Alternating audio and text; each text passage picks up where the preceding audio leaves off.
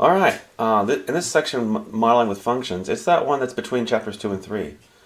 After you've already looked at quadratic function applications and you've used the vertex formula to solve some application problems, in these problems here, the functions we come up with are generally not quadratic functions, so you can't use the negative b over 2a vertex formula. We're going to use our graphing calculator to find the minimum and maximum values.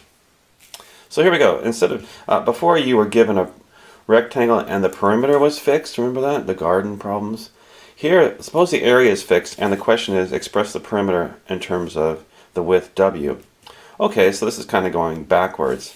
If they give you the area is 600 and you wanted to find the perimeter in terms of just w, you'd want to get rid of L. So what you do is you solve the area for L, plug it in, and there you go.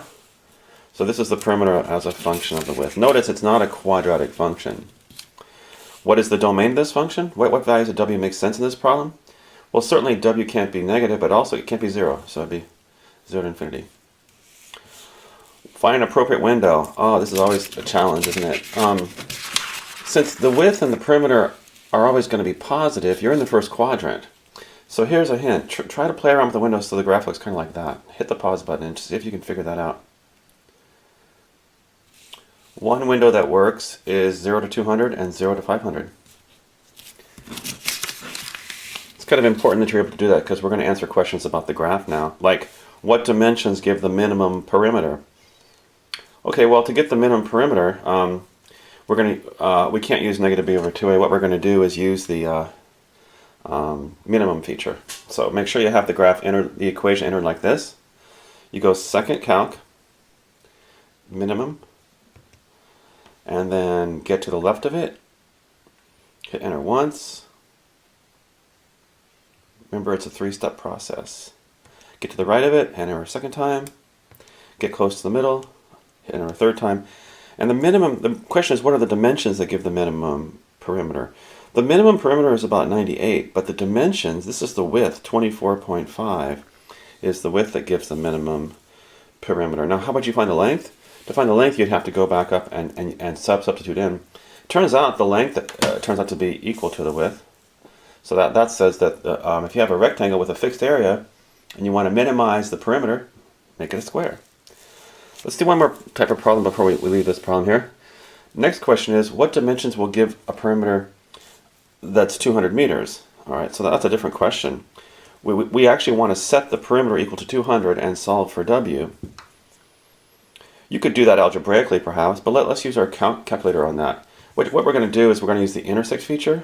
Let y2 equal 200, and then we're going to see where these cross. Let's find this point of intersection, because that'll tell us, the x-coordinate will tell us the w value where the perimeter is 200. See, this is 200 and this is the function. Second calc, intersect. The first curve is the perimeter, yes, hit enter. The second curve is 200, yes, hit enter. Now before we hit enter a third time, move the cursor over close to the point of intersection that we want. So w, the width would be about 6.4. If the width is 6.4 meters, then the length would be 93.6 meters.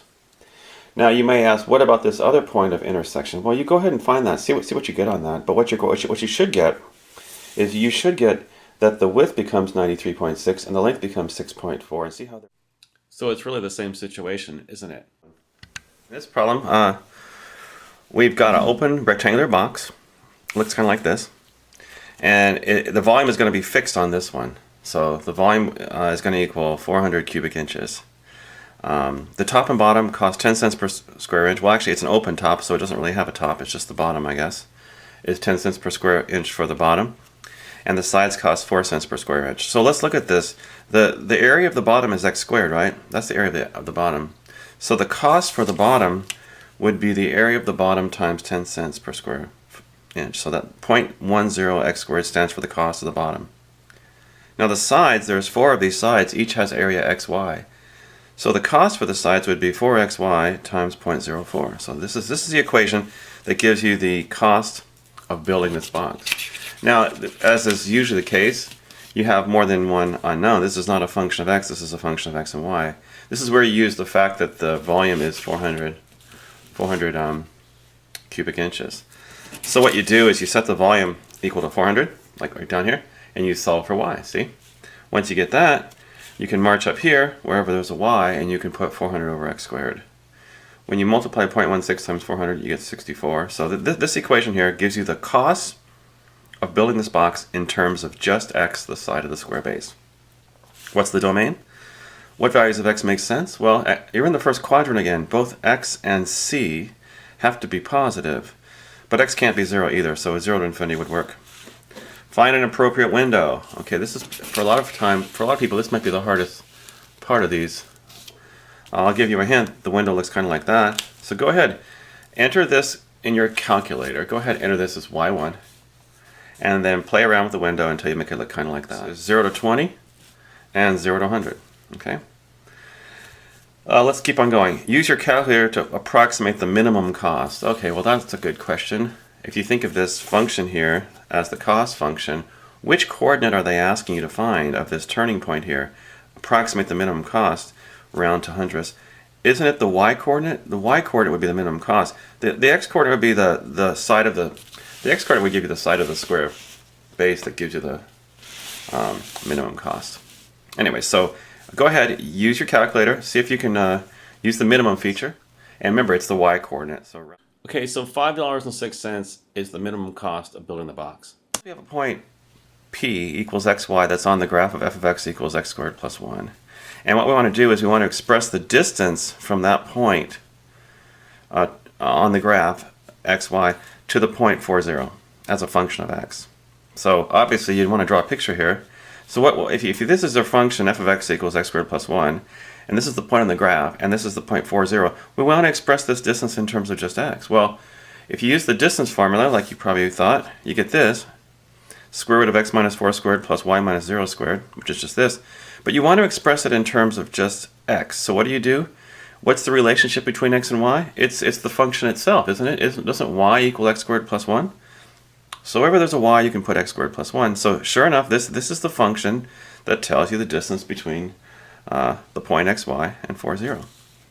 This is kind of interesting. What is the domain of this function? What values of x make sense? Now in this particular case, x is just any old point on this graph. Couldn't x be over here someplace? You can talk about the distance from this point all the way over to 40.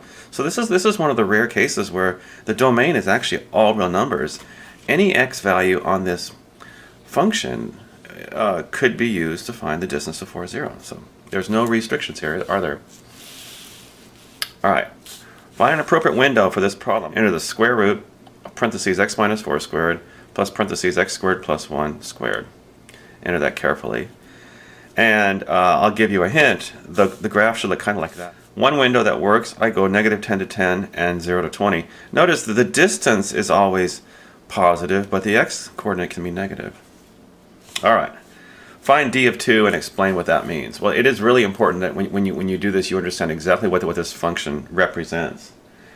X is the point on the graph of f of x equals x squared plus 1, and d of x is just the distance, remember? D is the distance from that point to the point 40. So d of 2 would be the distance from the point where x is 2, so it would be the point from 2, 5 to 40, you see? When x is 2, you plug 2 into the function and you get 5 from 2, 5 to 40. And you could use the distance formula to find that distance. Remember how to find d of 2 using the function notation? That's kind of nice. Remember you go vars, let me go over here. If you just go vars over to y vars, oh, I just want to go home screen first. Whoops. Second quit. Start all over. Second quit. Go vars over to y vars, hit enter twice, and you got y1 of 2. So that's a nice way of looking at it. So you get about 5.4 units. So what does that say again? That says that if you look at this point where x is 2 on the graph, and you look at the distance, it's about 5.4 units. There it is. Use your calculator to approximate the minimum distance from the minimum distance. So it would be that you're trying to find the point, whoops, you're trying to find the, let me go back up here. You're trying to find the point on the graph whose distance to this point 40 is minimum. It looks like it might be over here someplace, you see? Isn't there a point over there where the distance is as small as possible? And then that's what you're doing. When you look at this graph and you look at the turning point or the minimum of this graph, you can you're finding the point where the distance is minimum. Anyway, how would you do that? Remember how to do that? You go like this. We're trying to use the minimum feature, right? Second calc, minimum. Get to the left of it, hit enter. Get to the right of it, hit enter a second time. Get to the middle, hit enter a third time. Now the question is, make sure you answer the question right. It says, what is the minimum distance? So the minimum distance would be the y-coordinate, which is about 3.6. That's the smallest distance. Now, what does that's interesting. What does the x-coordinate really mean, 0.88? 0.88 means that's the x-coordinate of the point on the graph that gives you the minimum distance. So let me go back up here for a second. Is it 3.6 actually? Yeah, 3.6 is the minimum distance. That's what you should have gotten. Anyway, let me make sure you understand what happens here. So if you go back up to this function, there's a point here where x equals 0.88, whose distance to this 0.40 is as small as possible, and that minimum distance is about 3.6 units. Amazing, isn't it? Okay, let's give you one to try here. Suppose you have a cylinder, a cylindrical container that has an open top, and the volume is 100 cubic meters. Remember, the volume of a cylinder is pi r squared h. So that's going to be fixed. And what you want to do is you want to express the surface area as a function of r. So let me go back here and make sure everyone understands here. You got this cylinder. The volume is fixed. The volume is 100, okay? And what we're going to do is express the surface area just in terms of r. In other words, get rid of h. So how do you do? Okay, well, let me get you started on this one. See if you can finish this one. In this case, we got a cylinder, okay? A cylindrical container that's a cylinder, and the volume is fixed. The volume is 100 cubic meters. And what you're asked to do is express the surface area of the cylinder in terms of r, the radius. So let me draw a picture here. So remember, you got a cylinder here. The volume is fixed. The formula for the volume is pi r squared h. So you know that pi r squared h equals 100. That's fixed, okay? So then what you're going to try to do is you're going to try to express the surface area, which is this, just in terms of r without an h. Find the domain and then find a window that gives you a good window for the surface area in terms of r. Use your calculator to approximate the minimum surface area, okay? So you can do all these things. Let me get you started on it. So this is the function that we're going to enter in our TI, but we got to get it in terms of one variable. So we're going to get rid of h. So what you do to start it, you take the fixed equation, which is the volume, solve for h.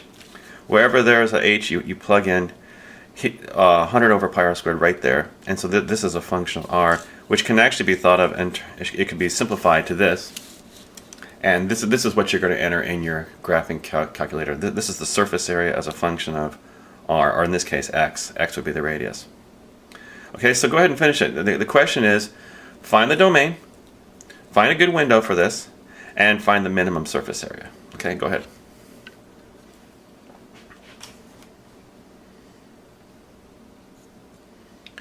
Okay, when you enter in your calculator, you get 200 over x, right? Plus pi x squared. So a good one window that looks pretty good. Well, the domain becomes 0 to infinity. One window that works pretty well is 0 to 10 and 0 to 1,000. If you do that, the graph looks kind of like this. Looks familiar, huh? So then the minimum surface area, let's go through that one last time. To find the minimum surface area, you'd hit second calc, minimum, right? Get to the left of it, hit enter once. Get to the right of it, hit enter a second time. It's kind of hard to see that with the numbers in the way. And then you get to the middle of it, hit enter a third time.